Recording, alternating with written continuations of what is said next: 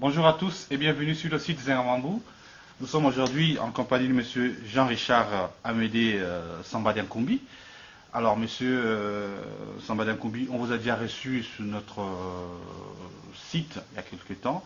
Est-ce qu'aujourd'hui, vous pouvez vous présenter auprès de nos internautes? Oui, chers amis, chers collègues, chers concitoyens, et surtout chers internautes, tout en vous remerciant de l'invitation pour ce jour, je vais d'abord me présenter. L'étiquette que je porte, elle est le plus simplement du monde. Je m'appelle Jean-Richard Amédée Sambadiankoumbi, deuxième du nom,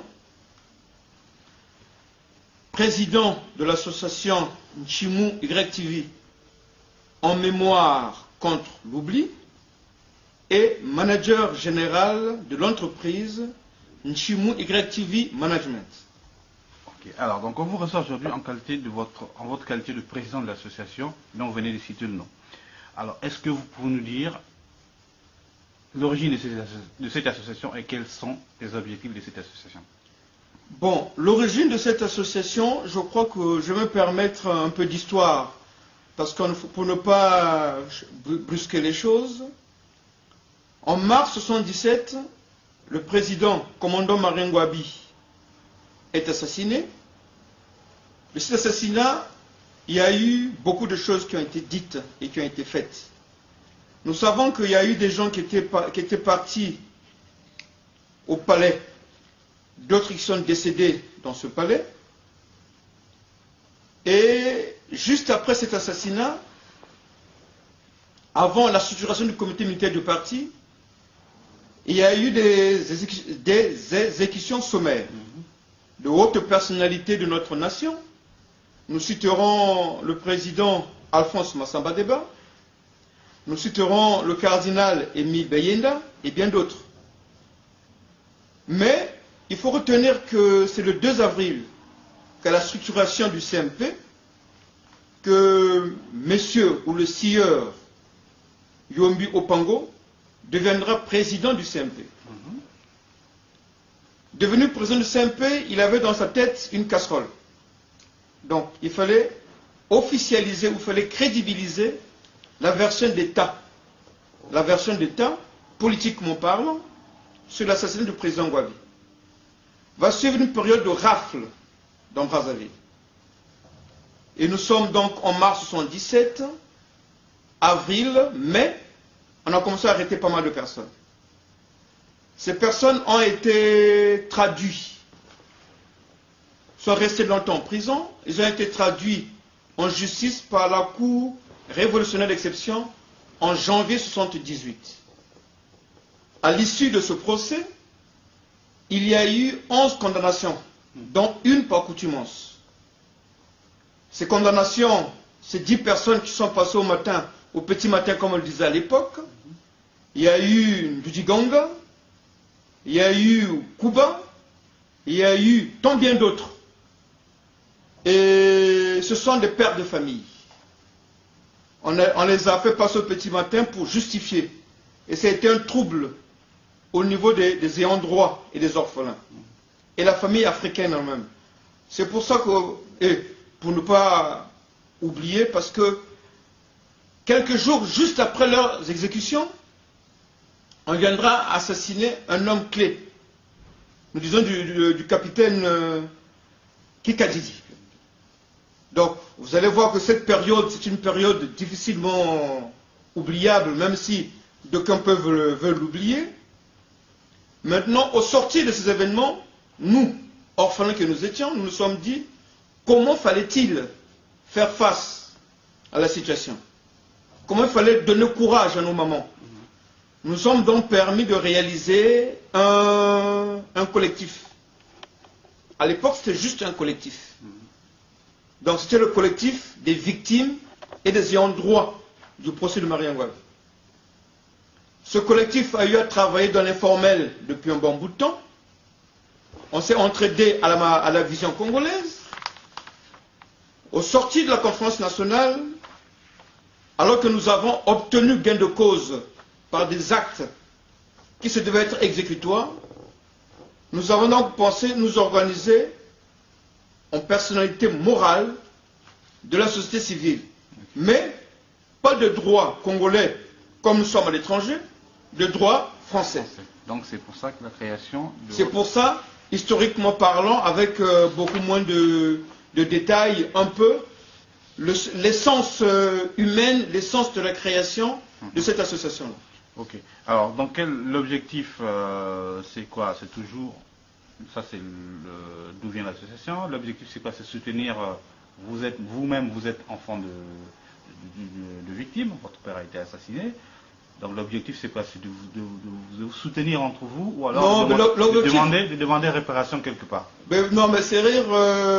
C'est une association qui existe depuis près de 5 à 10 ans, 5 à 6 ans, hein, sur la place de Paris.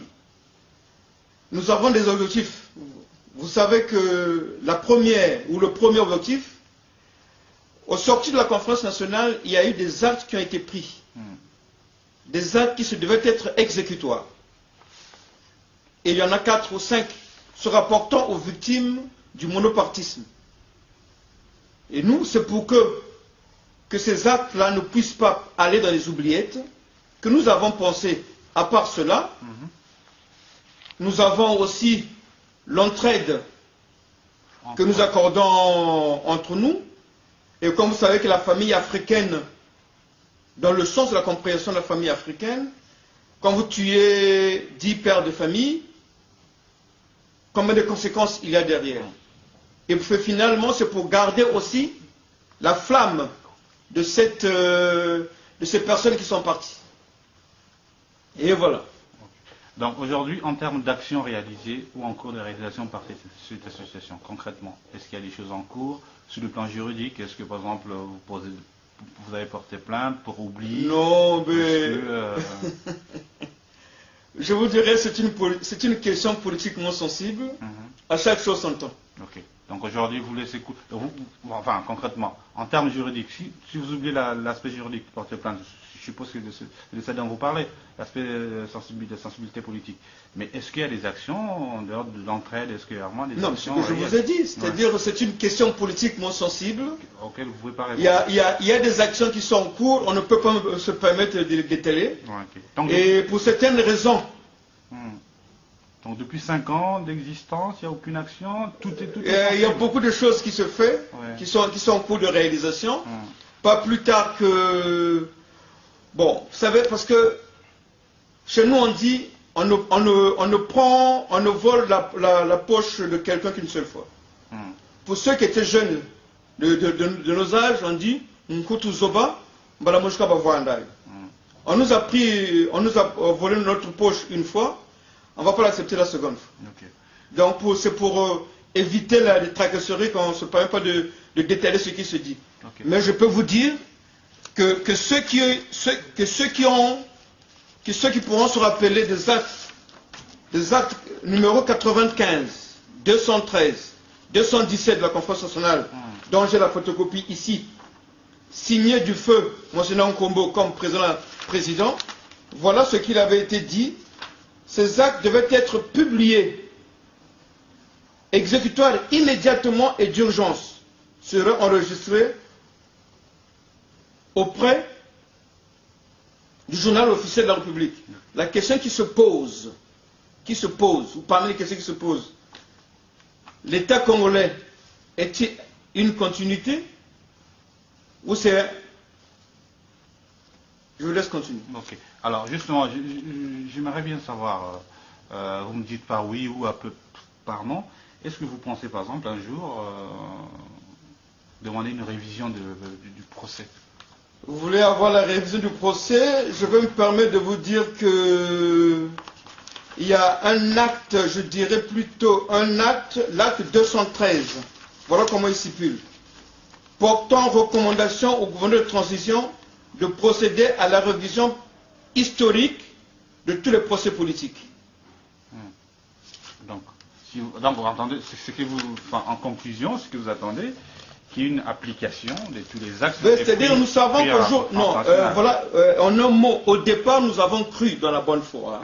Naïvement, on a dit, on est venu démystifier la version d'État devant la tribune nationale. Il y a eu des actes qui ont été pris pour lesquels nous avons agi. Le gouvernement de transition est passé, rien n'a été fait. Aujourd'hui, que peut faire quelqu'un quand il est lésé dans ses droits? Bah, demander un procès. C'est pour ça que je dis pourquoi portez pas plainte. Pourquoi portez pas plainte? Non, c'est pour ça qu'on vous dit que... Il y a des actions. Mais pourquoi vous ne dites pas concrètement là vous n'avez pas le fusil sous la tempe? C'est politiquement sensible. Mais pourquoi vous ne dites pas il n'y a personne qui vous menace en face? Non, je ne parle pas de personne qui me menace. D'abord, si vous tenez, je peux vous le dire, que nous avons pris des contacts sur l'année en cours. Nous avons pris des contacts avec des avocats sur la place de Paris. Nous avons vu certains avocats qui s'étaient rapprochés de nous à l'époque, mais nous pensons que il y a des actions qui se font, mais c'est pour ne pas permettre aux autres de se braquer. Okay. Donc ce n'est pas la peur, hein. C'est plutôt pour ne pas permettre aux autres de se braquer, pour après dire, voilà, il parle depuis l'étranger, qu'a-t-il fait?